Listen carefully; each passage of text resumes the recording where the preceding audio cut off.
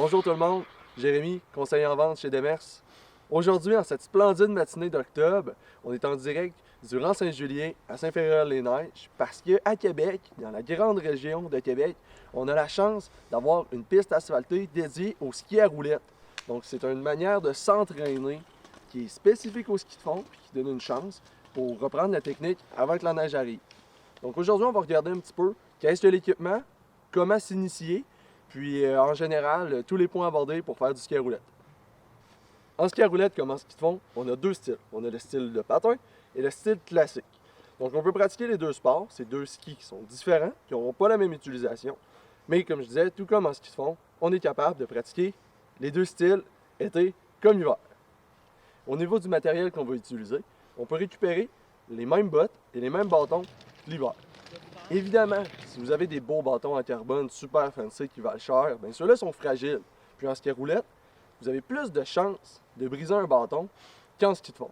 Donc, je vous conseille d'utiliser des bâtons de moins bonne qualité qui vont vous faire moins mal au cœur si vous les brisez et qui vont souvent être plus résistants aussi. La différence qu'on doit faire par contre avec les bâtons, c'est de mettre des pointes adaptées au ski à roulette.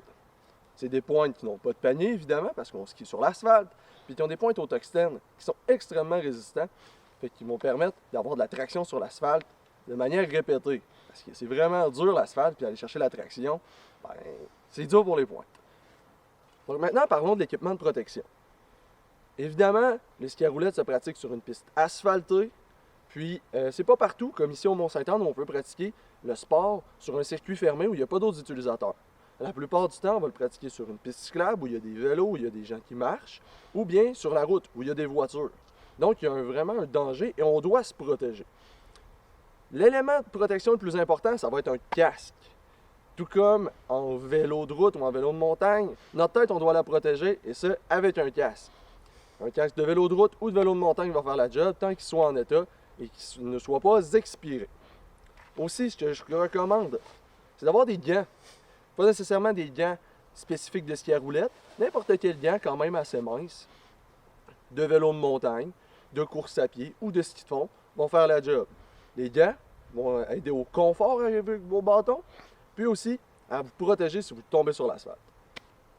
Comme le ski à roulettes, c'est un sport où les skis à roulettes ne possèdent pas de frein, puis c'est un sport quand même assez technique où il faut s'adapter. Je conseillerais aux débutants de s'initier au sport dans un grand stationnement plat ou dans un espace où il n'y a pas beaucoup de dénivelé.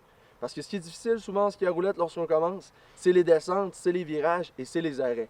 Donc si on se pratique dans un grand stationnement ou une grande aire vaste, on va avoir plus de sécurité puis on va être capable de s'initier tout en sécurité.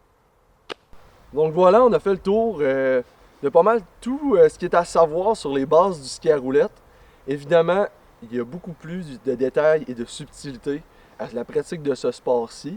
Donc si vous voulez plus de conseils, vous voulez vous équiper, je vous conseille de passer en magasin chez Demers. On a un grand inventaire de plusieurs skis à roulettes et de tout l'équipement que vous allez avoir besoin pour vous entraîner avant la saison hivernale. Donc on se voit au magasin.